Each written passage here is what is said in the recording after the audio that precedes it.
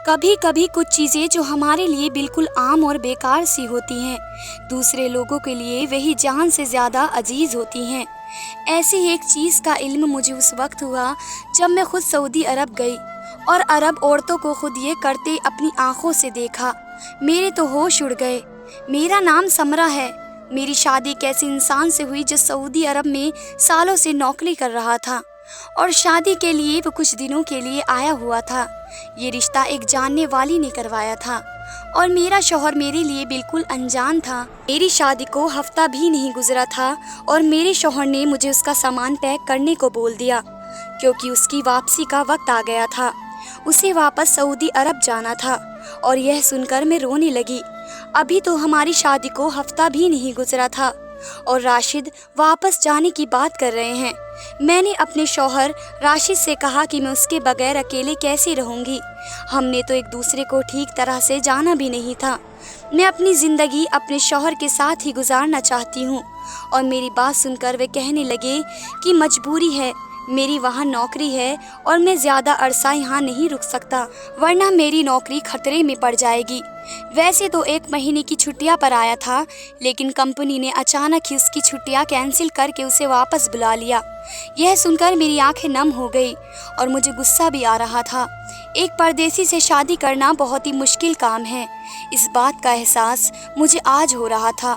मुझे सामान बांधने के लिए कहा गया और राशिद बाजार चले गए और कोई 10 किलो से भी ज़्यादा फिटकरी खरीद कर लाए और कहने लगे इसे भी मेरे सामान में रख दो। इतनी सारी फिटकरी देखकर मैं हैरान हो गई और मैंने कहा कि आप वहां जाकर इसका क्या करेंगे? ये तो बहुत सारी है, इससे तो आपके सामान का वज़न भी बढ़ जाएगा और ऊपर से पैसे भी भरने पड़ेंगे। क्या वहाँ भी हमारे इलाके की तरह पानी गंदा आता है? मैंने अपनी समझ के हिसाब से बात की थी क्योंकि मेरी अम्मी हमेशा ही पानी के कूलर में फिटकरी घोला करती थी और पानी बिल्कुल साफ़ हो जाया करता था। मेरी बात सुनकर राशिद हंस पड़े और कहने लगे, ये तो हमारे इलाके में पानी साफ़ करने के लिए इस्तेमाल की जाती है, वहाँ तो एकदम पानी साफ़ आता है। सऊदी अरब की औरतें इसका कुछ और ही इस्तेमाल करती हैं जो मुझे नहीं पता, लेकिन मुझे ये मालूम है कि वहाँ इसकी बहुत अहमियत है। सऊदी अरब की औरतें फिटकरी को खरीदने के लिए तड़पती हैं। हर सऊदी अरब की औरतों के घर ये लाजमी मौजूद होती है। मैं जब भी जाता हूँ वापस पर फिटकरी ज़रूर लेकर जाता हूँ। राशिद की बात सुनकर मैं हैरान रह गई कि यहाँ तो हर दुकान पर ही फिटकरी आम तौर पर मिल जाती है, लेकिन उस वक्त मेरा मसला फिटकरी नहीं बल्कि राशिद की जुदाई थी। मैंने उनके सामान में फिटकरी रख दी। मैंने रोते हुए राशिद से कहा जितनी जल्दी मुमकिन हो सके वह मुझे अपने पास बुला लें। मेरे आंसू रुकने का नाम नहीं ले रहे थे। अभी तो हम दोनों ने अपनी खूबसूरत ज़िंदगी की शुरुआत नहीं की थी और इतनी जल्दी जुदाई का वक्त भी आ गया। शौहर के बगैर ससुराल में रहना सोचकर मुझे परेशानी हो रही थी।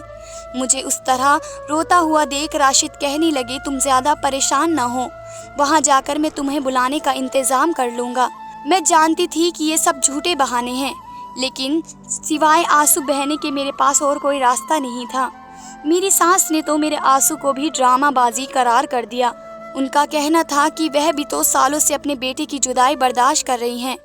खैर राशिद मुझे छोड़कर चले गए, लेकिन जब भी उनका फ़ोन आता मैं रोज़ 4 घंटे लगातार रोती और माँ को भी फ़ोन पर उनकी बेशुमार बुराइयाँ करती। उन सब बातों से तंग आ गई थी और फिर उन्होंने मुझे एक दिन बताया कि वे मुझे अपने पास सऊदी अरब बुला रहे हैं। वह सारी कार्यवाही कर चुके हैं। उन्होंने मुझे कागजात भी भेज दिए। ये सुनकर मैं खुश हुई। वही मेरी सास के चेहरे का रंग बदल गया, लेकिन मैंने उनको नज़रअंदाज करके जल्दी जल्दी जाने की तैयारी की। मैंने राशिद से पूछा कि क्या आपके लिए कुछ लेकर आना है। राशिद ने मुझे अपने साथ 15 किलो फिटकरी लाने को कहा। ये सुनकर मैं हैरान हो गई। क्या अभी कुछ दिनों पहले तो आप 10 किलो फिटकरी लेकर गए थे? 15 किलो फिटकरी तो बहुत ज़्यादा होती है। मेरा अपना सामान भी अच्छा खासा था और फिर से 15 किलो फिटकरी रखने की जगह से मुझे ज़्यादा वज़न के पैसे भरने पड़ेंगे। और मैं सोचने लगी, पता नहीं इतनी सारी फिटकरी का क्या सऊदी अरब की औरतें क्या करती हैं। मेरे लिए इतना भारी सामान संभालना मुश्किल हो रहा था। कुछ ही घंटों के सफ़र के बाद मैं सऊदी अरब अपने शौहर के पास पहुंच गई। एयरपोर्ट पर राशिद को देखकर मेरी खुशी की इंतहा न रही, मगर मेरे शौहर ने मुझसे पहला सवाल यही पूछा कि तुम फिटकरी लेकर आई हो। इनकी यह बात सुनकर मेरा दिल टूट गया। उन्हें मुझसे ज़्यादा फिटकरी की फ़िक्र थी, जबकि मैं उनसे मिलने के लिए बहुत ही बेताब थी। मैंने खामोशी से फिटकरी निकाल कर उन्हें दे दी, लेकिन ना जाने वे किसी को दे आए थे। वापस पर उनके पास काफ़ी ज़्यादा पैसे थे। वापस आकर वे मुझसे बहुत मोहब्बत से पेश आए थे।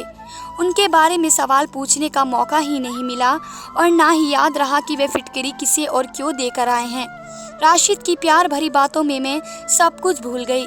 सच कहूँ तो मुझे यकीन ही नहीं आ रहा था कि राशिद ने मुझे अपने पास बुला लिया है। आने वाले 1 महीने मैंने अपने पति के साथ बहुत ही अच्छा गुजारा, लेकिन 1 महीने बाद ही मेरे पति कहने लगे कि अब तुम्हें मैं यहाँ नहीं रखना चाहता, मेरे लिए मुमकिन नहीं है, तो बेहतर है कि तुम वापस लौट जाओ। राशिद की बात सुनकर मेरे सर पर आसमान गिर पड़ा। आप भी कैसी बातें कर रहे हैं? मैं आपके बगैर वहाँ क्या ज़िंदगी गुजारूंगी? मैं तो अपने सब रिश्तेदारों को कह कर आई हूँ कि अब मैं हमेशा के लिए आपके साथ रहूँगी। वैसे भी मैं वहाँ जाकर क्या करूँगी? वे कहने लगे कि यहाँ खर्चा बहुत ज़्यादा हो गया है और घर बेचने के लिए पैसे नहीं बच रहे हैं। उन्हें अपनी अम्मी बहनों का खर्च भी उठाना है। अम्मी मुस्तकिल पैसों के लिए तगादा करती रहती हैं और तुम्हारे यहाँ होने से मेरे सारे पैसे यहीं खर्च हो रहे हैं। मैंने नाराज़गी से कहा कि अगर ऐसी बात है तो मैं भी यहीं कोई नौकरी कर लेती हूँ, मैं अपना खर्चा खुद उठा लूँगी, लेकिन अब मैं वापस नहीं जाऊँगी। मैं अकेले वहाँ ज़िंदगी नहीं गुजार सकती। मेरी बात सुनकर राशिद कहने लगे, तुम भला क्या काम मिलेगा? तुम क्या नौकरी करोगी? बहुत सोचने के बाद मैंने राशिद से कहा कि लोगों के घरों का काम ही क्यों ना करना पड़े, मैं कर लूँगी, मगर वापस नहीं जाऊँगी। राशिद को मेरी बात मजाक लगी। मैंने इरादा कर लिया था कि मैं नौकरी करूंगी। फिर मैंने कई सारे फ्लैट वालों से कहकर कुछ अरबी औरतों के घर में काम तलाश कर लिया। उस 1 महीने में मेरी काफ़ी लोगों से पहचान भी हो गई, क्योंकि हम जिस जगह रहते हैं वहाँ ज़्यादातर भारत फैमिली ही रहती थी और उस वक्त मेरी जान पहचान मेरे काम आई थी। 2 अरबी औरतों ने मुझे अपने घर खाना पकाने के लिए काम पर रख लिया। मेरी जान पहचान वाली फैमिली ने मुझे बताया कि और भी लोग इंडियन खाना बहुत पसंद करते हैं, उनके हाथ का जायका उन्हें बहुत पसंद आता है और इंडियन औरतों को खाना पकाने के लिए रखना उनकी आदत होती है।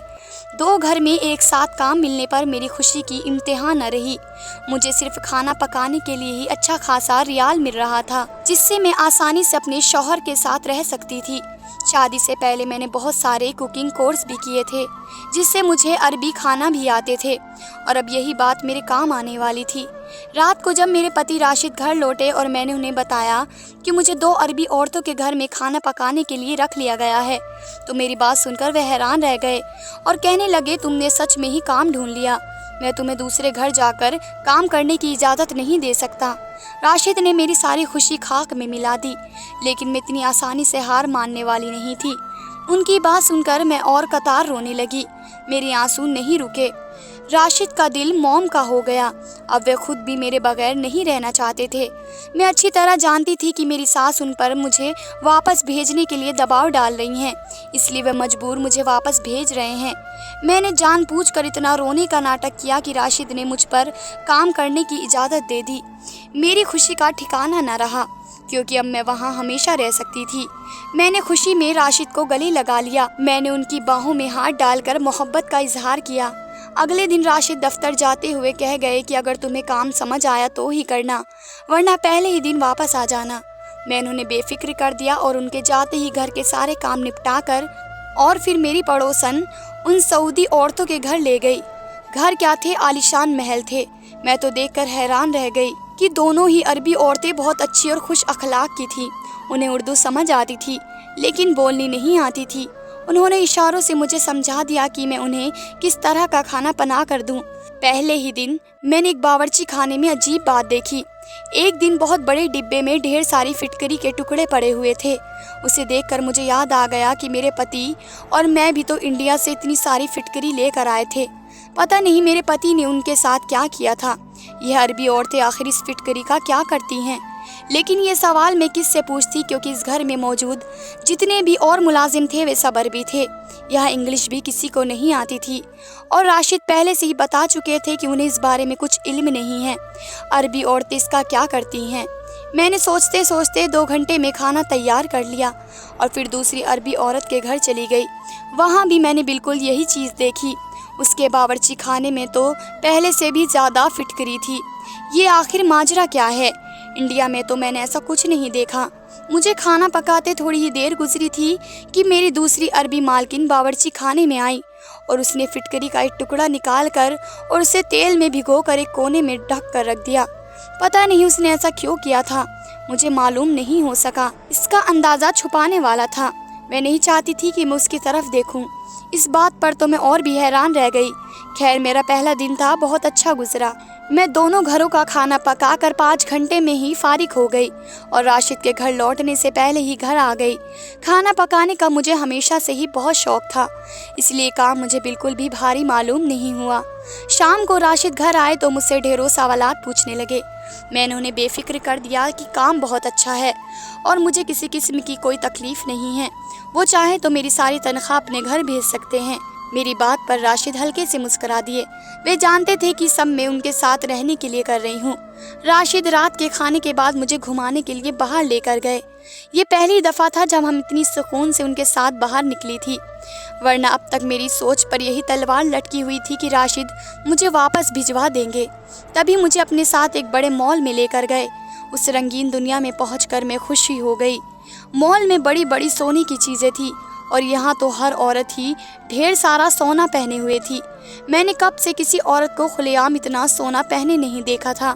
میں نے اب تک یہی سمجھا تھا کہ سعودی عرب میں چہرے کے علاوہ اور کچھ نہیں ہوتا، لیکن یہ تو بہت زیادہ ترقی کر گیا تھا، اور آج پہلی بار میں یہ سب دیکھ رہی تھی۔ تبھی مجھے خریداری کروائی اور پھر راشد کا ایک آفس کا دوست مل گیا، اس کے ساتھ اس کی بیوی بھی تھی۔ ان لوگوں نے بہت ہی خوشی اخلاق سے ہم سے بات کی، اور جب انہیں پتہ چلا کہ میں شادی کے بعد انڈیا سے یہاں آئی ہوں تو انہوں نے ہم دونوں کو اپنے گھر اگلے دن رات کے کھانے پر دعوت پر بلایا۔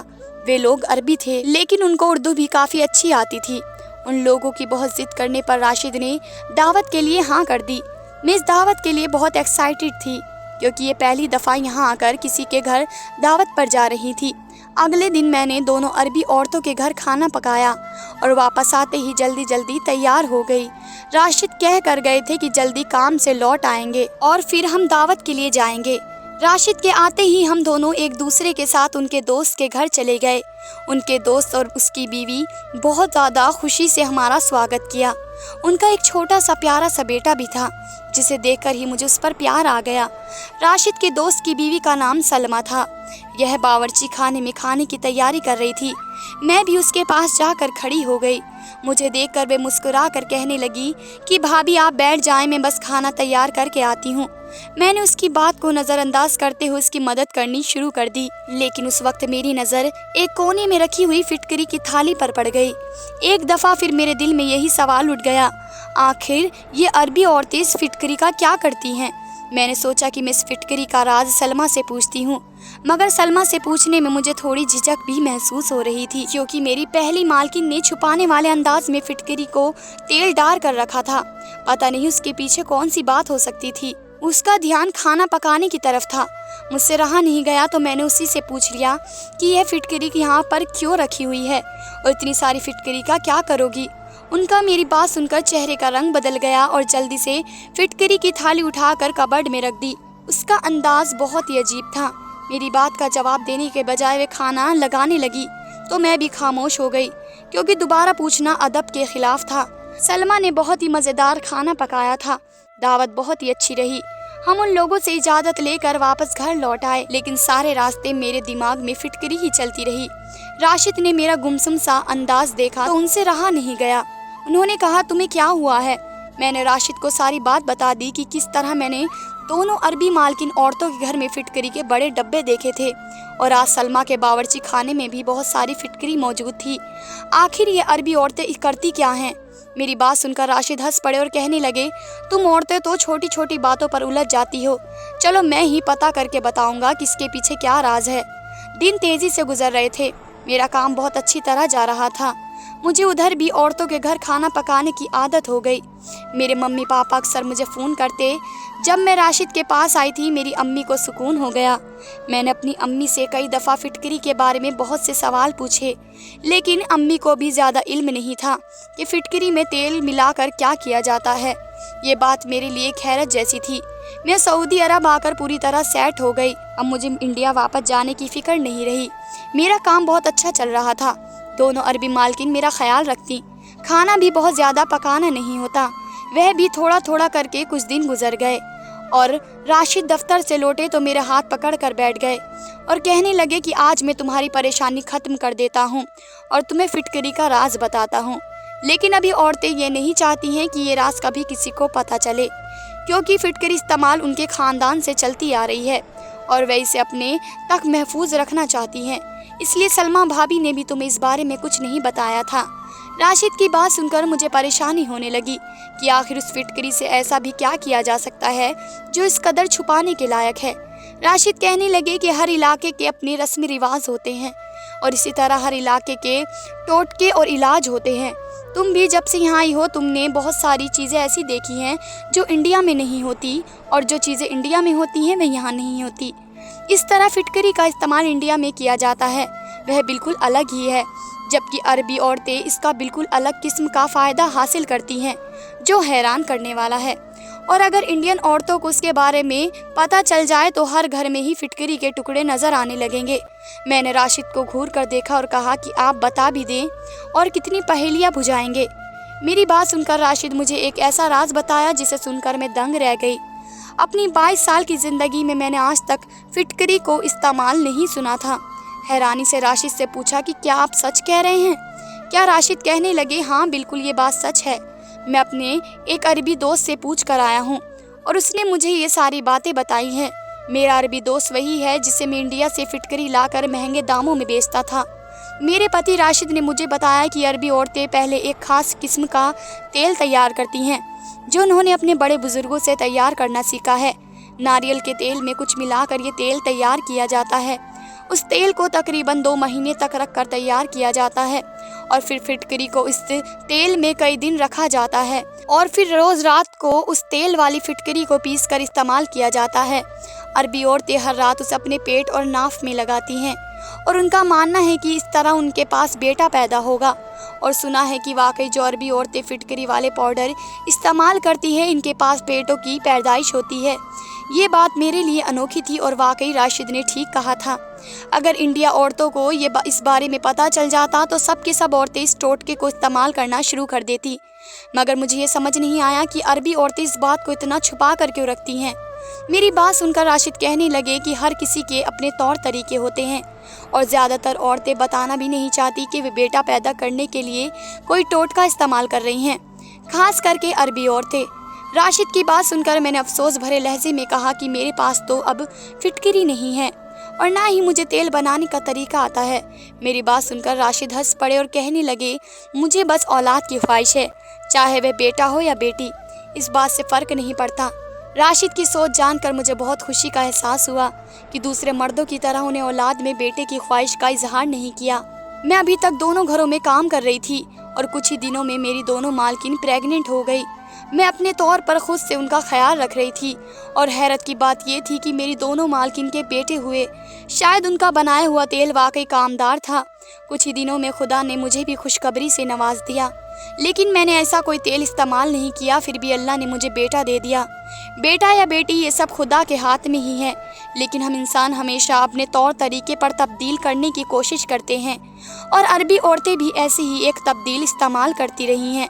मैं यह बात तो नहीं जानती कि कितनी अरबी औरतों के घर फिटकरी मौजूद है। क्या आप लोग भी बेटे के लिए इस तरह के टोटके इस्तेमाल करते हैं या फिर आप भी अरबी औरतों की फिटकरी के टोटके को सुन रखा है? कमेंट में अपनी राय ज़रूर बताएं और हमें बताएं कि क्या बेटा ही ज़रूरी है। अगर खुदा हमें बेटी देना चाहता है तो क्या उसमें कोई बुराई है? क्या आपके इलाकों में भी बेटों की पैदाइश के लिए ऐसे टोटके किए जाते हैं? धन्यवाद दोस्तों।